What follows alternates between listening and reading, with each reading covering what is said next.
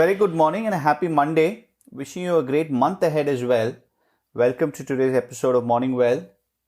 Three things that we will talk about. A record month for SPAC listings, even bigger oil of Exxon and Chevron, and the week ahead. The US stocks fell sharply on Friday in their worst week since October, reflecting concern over the lingering economic impact of the coronavirus and ripples from trading frenzy that has swept Wall Street last month. It was the second time in 3 days that the broad market indexes fell sharply, including some big daily drops in companies that have recently powered the markets higher, such as Tesla and Amazon. For the third straight day, the stocks at the center of the social media frenzy, led by GameStop and AMC Entertainment, did the opposite of the Dow Jones. GameStop rose 68% and AMC jumped 54%. The Dow Jones in the meantime fell 2%. The S&P was down 1.9% and the Nasdaq was also down about 2%. Stock market seesawed in January, buffeted by up and down news about the state of US economy, the spread of the virus and the success of vaccination efforts.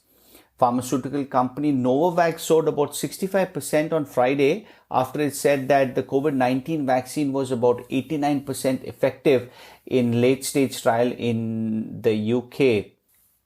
Johnson & Johnson in the meantime fell 3.6% after saying its own vaccine was only 66% effective. For the month, the Dow actually fell 2% and the S&P was down 1.1%, even though both set several new records throughout January. The CBOE Volatility Index was up about 9.5% on Friday and rose 45% in January.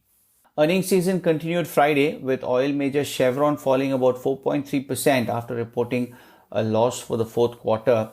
Skyworks Solutions, a chip maker that supplies Apple, rose about 5.9% after it reported earnings after hours Thursday that beat analyst estimates. Its board also approved a buyback of about $2 billion. Eli Lilly fell about 1% after it posted revenue and earnings that beat expectations and said that it is expected to make billions in revenue in 2021 from its COVID-19 treatments. The record for IPOs keep continuing. A record month for SPAC listings is helping power the busiest start to the year for IPOs. SPACs completed nearly 26 billion of share sales in January. This is according to Bloomberg data. That's helped fuel 63 billion of IPO fundraising this year, more than 5 times as much as the same period a year earlier. More than 200 new listings started trading in January, and the pace of deals is speeding up as soaring markets trigger fears of a bubble. In a big gets bigger kind of story, the CEOs of Exxon and Chevron held talks last year about combining the two giants, is what the Wall Street Journal has reported, testing the waters for what could be one of the biggest mergers ever. The two spoke after the pandemic took hold, driving down oil and gas prices. While the discussions were preliminary and aren't ongoing, they are not fully off the table and could resume. Exxon's market cap is about 190 billion, while Chevron clocks in about 164 billion.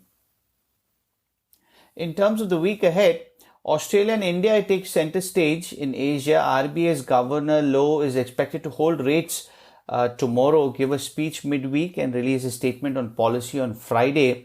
RBI also meets on Friday. Bloomberg Economics sees a cut of about 25 basis points to 3.75%, but a consensus is expecting no change. We'll get the NFP data as well. The US January jobs report on Friday may further confirm the economic recovery is on the cusp of a pause. Payrolls probably ticked up while unemployment held at about 6.7%. They are also Fed speeches that we need to watch for, including Raphael Bostic, Loretta Mester, and James Bullard. The Treasury will announce its borrowing needs and how it plans to fund them as well. Earnings season will be in full steam ahead as well. Alibaba, Alphabet, and Amazon report tomorrow, while BP, Exxon, and Shell are next in the big oil space. Nomura, Deutsche Bank, and Pfizer are among other top names who are going to be reporting in the coming days. In terms of sector, on the technology side, I'll be watching out for Qualcomm, Snap, Sony, Spotify and EA. On the health side, AbbVie, GlaxoSmithKline, Roche, and Merck and Gilead would be what we'll be watching out for. On the finance space, Apollo, MetLife, and BNP. Consumer names, Yum Brands, Carlsberg, as well as Chipotle. And lastly, on the transport side, we'll be looking out for Ford, Harley-Davidson, and finishing off in style with a Ferrari. Bank of England will probably leave policy rates unchanged on Thursday, putting the focus on details of the pace of asset purchases and the review of negative rates. We'll be also expecting GDP data from the Eurozone on Tuesday, which may be better than previously thought after fourth quarter data from Germany, France, and Spain beat. Bloomberg Economics sees output contracting at 0.4% quarter on quarter. Lastly, in terms of issuances monitored, in the US corporate credit, high-grade issuances may reach about 30 billion this week, and as much as 130 billion this month is what's getting reported in Bloomberg. The junk bond pipeline is empty after sales set a January record. In leveraged loans, commitment of total 22 billion are due. That's the update. Stay safe and healthy, and I'll speak to you tomorrow.